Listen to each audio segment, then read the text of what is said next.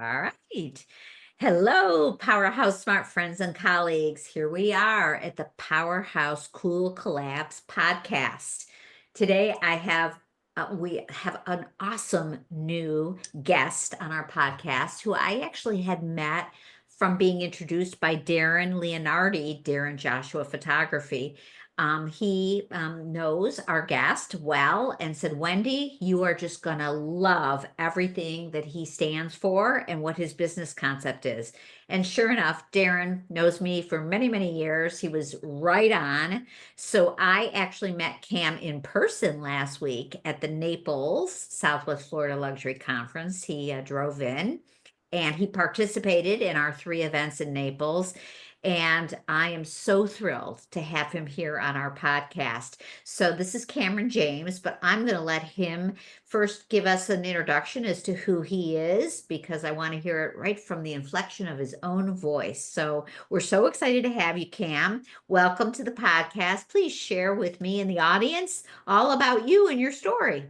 Absolutely. Wendy, thank you so much for having me. It was an honor to get connected with the Powerhouse Smart community down in Naples last week. So kind of where I'm at today, myself, I am an co-owner of a company called Bring Back Eden, where our goal is to bring the Garden of Eden to people's homes and in people's backyards, but not just beauty and aesthetics.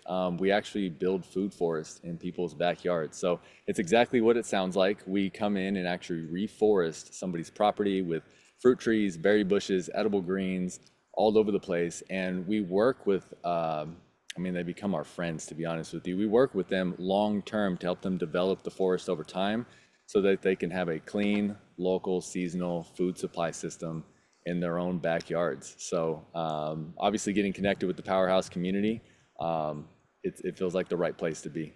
Oh my God. Just first of all, I love the idea of having your own healthy, well-being source of food that you can control and you can learn. And so awesome for a family. I think about my grandchildren and my children. They would have loved growing up with that.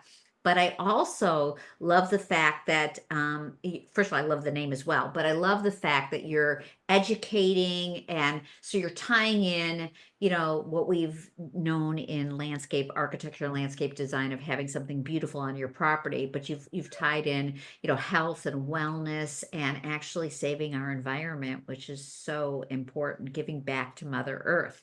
So many of the aspects, the synergies of, what you bring to us is just really so delicious, actually. It's yes.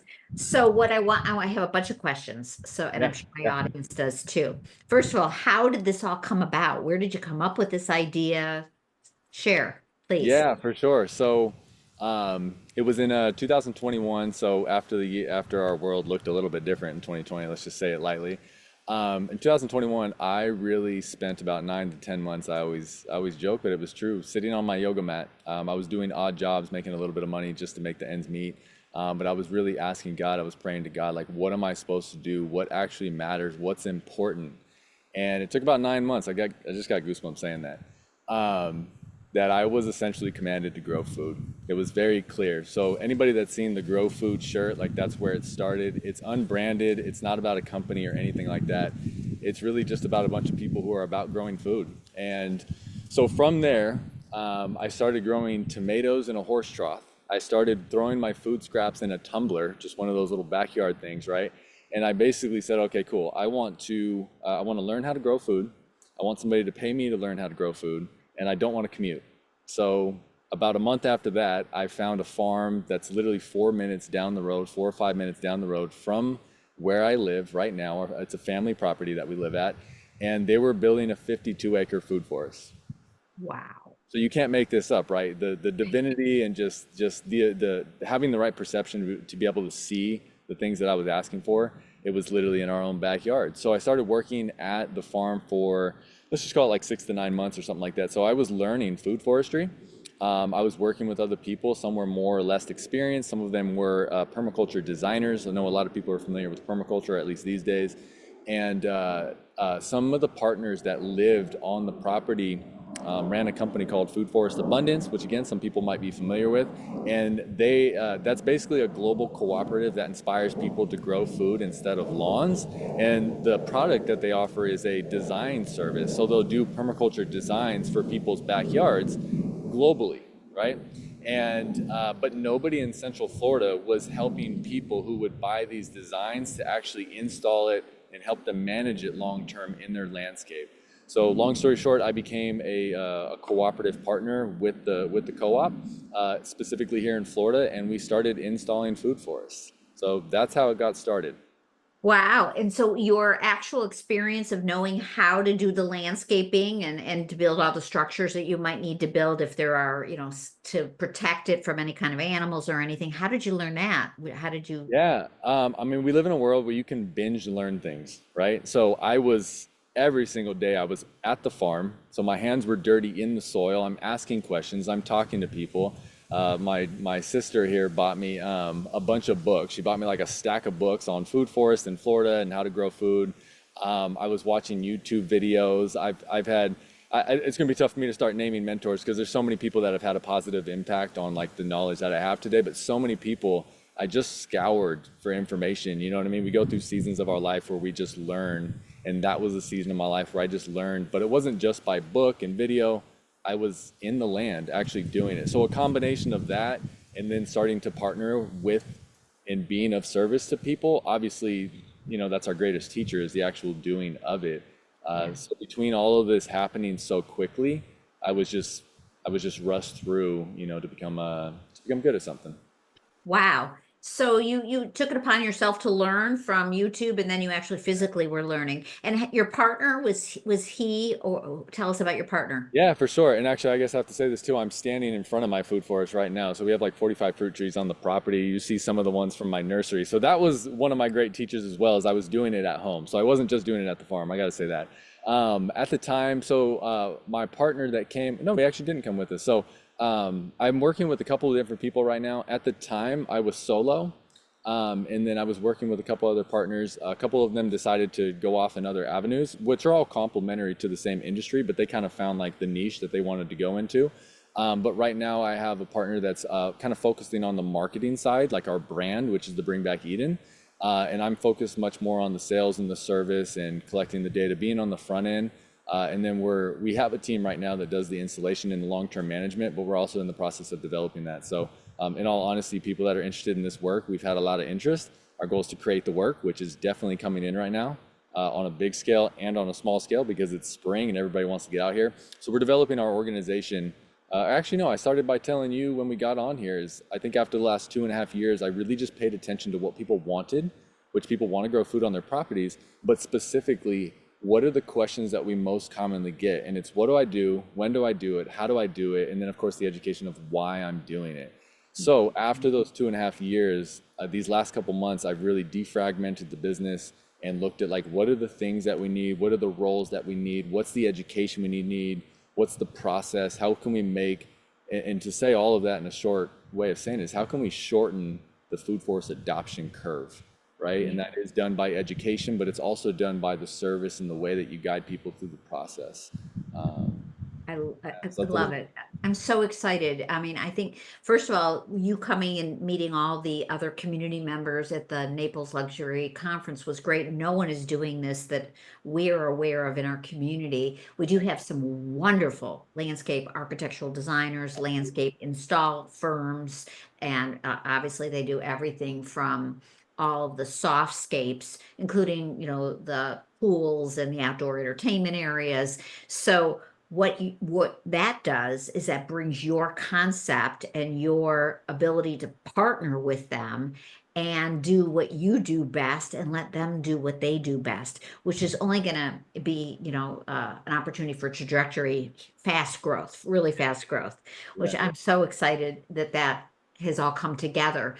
But I want to understand of the projects that you've done so far in the last couple of years, tell us, maybe take us from start to finish. So if someone's listening to this and maybe they're not in the luxury design build industry, which would be my immediate audience typically, but they want to put in one of your food forests in their yard, how big of a piece of property do they have to have? Can they do a part of their property? And then what's the, in a very short, obviously this is Yeah, only I a know. 20-minute podcast, but what are the quick steps in order to engage with you and have you do this for them? Yeah, for sure. I say our intention in being of service is always we're taking what's possible with the landscape and we're taking people's goals and we're trying to marry them, right? Okay. So we want to say, hey, this is what you guys want, but this is also what's possible, and that's everything from the sun, the water, the soil types, and where you live, and all those types of the context, right? Um, but as far as what somebody can do, if you got a small area that's called a 6 foot wide area, you can build what's called a nest, and that is by putting a fruit tree right in the middle and then you plant other plants around it. So what we want to do, a lot of people have heard the term companion planting, or polyculture might be a word, but we want to bring in a bunch of different plants all together that they work together. So again, without trying to go through the intricacies of how the system works, what we're actually doing is we're creating friends, right? And friends all support each other. So we can bring all these plants together through time and management, or I should say through management over time, we develop the system, right? So you can plant things early in it and get, say, tomatoes or peppers, and again, in a really small space, right? And you might get the first year, you get tomatoes and peppers. Maybe by the next year, you get a rack of bananas that's produced after it goes through a full summer. And then by, the second or third year, your fruit tree that you planted in the middle, it's called a mango because everybody loves mangoes. It's so big that you can't actually grow the tomatoes and the peppers, and maybe the banana doesn't fit anymore, but you've produced food continuously over time in a very small space. So it doesn't take much to do this, but as far as how much you actually need, it's a direct reflection of the goals that people want. How much food do you want to produce? Wow. Okay, that's Yeah. fabulous. So, if somebody wanted to do this, what is the kind of initial investment they need to have? Because, I want to make sure that somebody's, entering and contacting you that's qualified and is the right fit. So, what would you say? Yeah, for sure. I mean, in transparency, most of our work is, I would call it like semi-landscaping jobs. As in, again, we're not doing like full-on landscaping for people because most of the time that's like lined bushes and rows of trees. We do that stuff if it complements the system. But I mean, we have packages for, $1,500 to just come in and put like a fruit tree or two, and again, a small guild or a nest, like I was just referring to. But most of our jobs are between about 20 to 30 grand. And what that does is it really complements the existing landscape. So we're not doing the entire landscape, like I said, that we can, but most of the time we're bringing in aspects of it to expand it. So if you looked at traditional backyard, it doesn't matter if it's a suburban backyard or these 5 acre lots that are very common in Florida. We're adding to it, right? So we're plugging in fruit trees and berry bushes and edible greens, but we're bringing in a lot of native plants, exotic plants that bring that develop soil building plants, biomass. Again, I don't know if all these terms make sense to people, but the point is that we're bringing in different functional plants that develop the ecology and the ecosystem over time.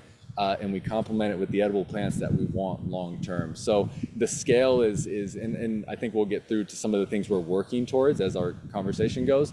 But really, our goal is to complement the existing landscape, and it really just depends on what somebody's looking to accomplish.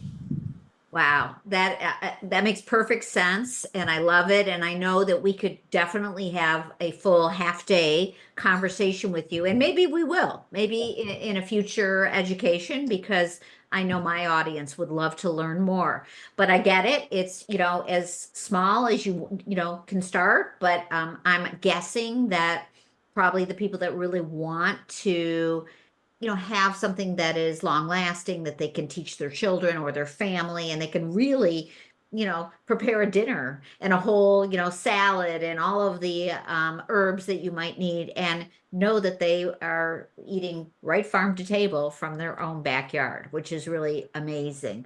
And I'm sure maybe you can just share a little bit that you're probably also talking to developers who might want to do a community garden on the property. Is that something that's going on and it's in your, Absolutely. okay. Absolutely. It's the thing that I'm most excited about. So feel free to chime in if I start going too much on this. But what we've done is this concept is not new, right? It's just new to really North America, and Right. specifically in Florida. It's very common in Central America and South America. And what we're doing is, pardon me, we've created a model that works in our local ecosystem. Pardon me here. we put together a model that we can bring to developers that says this is the amount of acres that can produce X amount of food for the amount of houses that you guys are developing in the community, right? And it makes it a very seamless process because now you really have people, you have food in people's actual backyard and in their community. So I believe that the solution to all of the world's problems can be found in a food forest.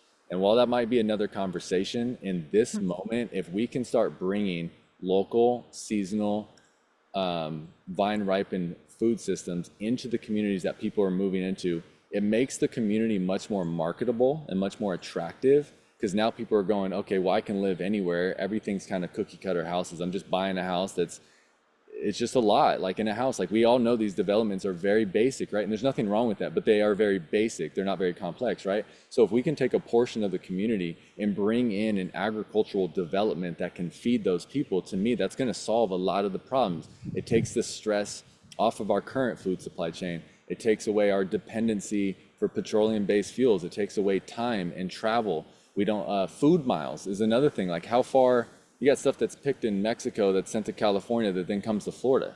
You know what I mean? So it's like you look at the food miles and therefore the food has to be picked early, and most of the nutrients ripen in food at the end stages of it being on the tree. So if we're picking these things so early, we're not even getting the nutrients that the plant is designed to provide us, right? And then you can get into it being seasonal and those other types of things, right? So by doing this, we solve a lot of the problems. We make our society much more seamless and much more fluid, right? So we can go into a development and say, hey, if this is the farm that's on the community, you have HOA that people just pay anyways because the HOA is basically a cost to manage the community, right? So if you have an agricultural system in the community, then your HOA would be a part of taking care of the community. Well, I've seen HOAs from $100 to, $900, right? So if we come in there and we bump the HOA up a little bit more, in a portion of that, $50 a month, $100 a month is dedicated to a 300 house community, that's an extra $30,000 that could go to the operating cost of a farm. And we have a proven model that can show that we can produce enough food, I should say, the fruits and vegetables, for about 75 to 100 households on an acre. Wow. So even if you paid the $50, not only how much would you have spent going to the supermarket or even to a farmer's market and bring it's cost savings. It's of Yeah, everything. Right. Oh my God. And plus way healthier and plus giving back to Mother Earth. cleaner, yep, the God, ecology. Pam, I love everything about it. I think it's great. We're going to definitely offline. You and I are going to talk more about that. So I know there's going to be lots of opportunity for us to do much more together, lots of synergies. Yeah. But a part of the podcast is to make sure we introduce really cool industry leaders and talk about cool. You're truly on the cutting edge and in so many different aspects of what's important to our world.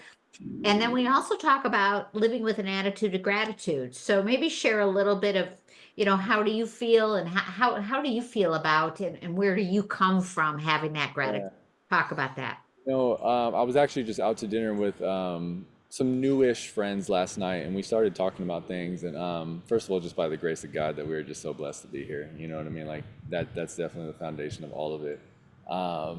But I had good parents. I had good parents that raised me well. They were very caring. They were very present. They put their whole lives into raising us. You know what I mean? There's things that they did that that like I would learn from and maybe be different, and there's other things that I would duplicate. But as a whole, I was raised very well. I've matured in an amazing environment. Again, it's probably more than we can go into in this conversation, but the house that I live at, again, is a family property, and